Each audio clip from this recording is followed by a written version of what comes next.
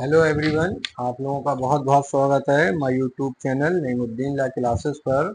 और जो हम भारतीय संविधान पढ़ रहे हैं, भारतीय संविधान के महत्वपूर्ण भाग 4 को पढ़ रहे हैं। भाग 4 है अनुच्छेद 36 से 51 तक।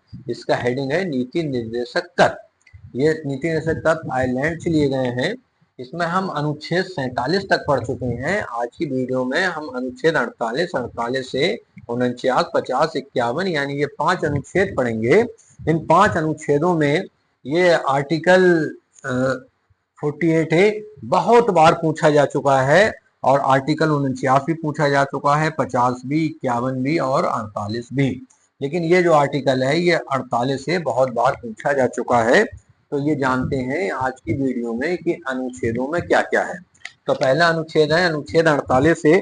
अनुच्छेद 48 ये कहता है कि राज्य कृषि एवं पशुपालन का आधुनिकीकरण करेगा। यानी राज्य ये प्रयास करेगा कृषि और पशुपालन आधुनिक तरीके से हो। जैसे पहले पशु लगभग घरों में पाले जाते थे, कृषि भी परंपरागत तरीके से होती थी, लेकिन अब आप देखते हैं कि कृषि का आधुनिकीकरण हो गया है। ट्रैक्टर या फर्टिलाइजर और मशीनों के द्वारा कृषि होने लगी है। और गायों एवं बछड़ों के वध को प्रतिषेध करेगा। ये भी ये पूछ लेते हैं, गायों और बछड़ों के वध को प्रतिषेध करने की बात किस अनुच्छेद में की गई है? तो अनुच्छेद 48। अब आते हैं 48 से। चूंकि ये भी पूछा जाता है, इस अनुच्छेद को 42वें संविधान संशोधन द्वारा जोड़ा गया था। कब जोड़ा गया था? 42वें संविधान संशोधन द्वारा जोड़ा गया 1976 को। राज्य देश के पर्यावरण का संरक्षण तथा वन एवं वन्य जीवों की रक्षा का प्रयास करेगा।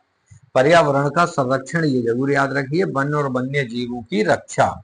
ये चीज किसमें कही गई? अनुच्छेद 48 ए में कही गई है।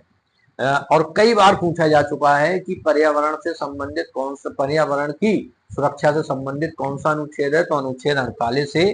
वन और वन्य जीवों की सुरक्षा से संबंधित कौन सा अनुच्छेद है नीति निर्देशक तत्व में? तो अनुच्छेद 48 ए। अब आते हैं अनुच्छेद 49 पर, 49। राज्य राष्ट्रीय महत्व के स्मारकों, स्थानों तथा वस्तुओं का संरक्षण करेगा। ठीक है, तो राष्ट्रीय महत्व के स्मारक जैसे ताजमहल है, लाल किला है, कुतुब मीनार है, अजंता एलोरा की गुफाएं हैं, तो जो भी ऐसे स्थान हैं, वस्तुएं हैं, उनके संरक्षण की जिम्मेदारी अब राज्य को दे दी गई है और राज्य उनका संरक्षण करेगा। इसीलिए इसका जो पुरातत्व विभाग है वो एक बना दिया गया है, और वो पूरे भारत में जितने भी ऐसे राष्ट्रीय स्मारक हैं उनकी सुरक्षा की जिम्मेदारी पुरातत्व विभाग की हो गई है। अनुच्छेद 50 ये कहता है राज्य कार्यपालिका से न्यायपालिका को पृथक करने का प्रयास करेगा। तो देखिए ध्यान से, अनुच्छेद 50 इस पर आधारित है, जो मॉन्टेस्क्यू की स्पिरिट ऑफ लॉज पुस्तक थी। तो पूछ लेते हैं कभी कभी मॉन्टेस्क्यू के सिद्धांत पर कौन सा अनुच्छेद आधारित है? तो अनुच्छेद 50 कि सेपरेशन रहना चाहिए, शक्तियों का बंटवारा होना चाहिए। आप ये जान लीजिए, सरकार 3 अंगों में काम करती है। नंबर 1 विधायिका, नंबर 2 कार्यपालिका और नंबर 3 न्यायपालिका। जब ये तीनों स्वतंत्र रूप से कार्य करते हैं तभी एक देश अच्छे से चलता है और लोकतंत्र की सुरक्षा रहती है। लास्ट जो अनुच्छेद है, अनुच्छेद 51, राज्य अंतर्राष्ट्रीय शांति एवं सुरक्षा का प्रयास करेगा। तो ये भी एक राज्य की जिम्मेदारी है कि अंतर्राष्ट्रीय स्तर पर भी शांति और सुरक्षा बनी रहे। जैसे रूस यूक्रेन का युद्ध था तो भारत ने उसमें शांति की पहल की। आज अभी आप देख रहे हैं, इस वक्त इजराइल और ईरान का युद्ध चल रहा है, तो उसमें भी भारत का रोल पॉजिटिव है, और चूंकि उसका यही प्रयास है कि किसी तरह से युद्ध ना हो। तो ये 5 अनुच्छेद थे जो आज की वीडियो में आपने समझे। कोई चीज समझ में नहीं आई हो तो कमेंट बॉक्स में जरूर पूछिए। धन्यवाद।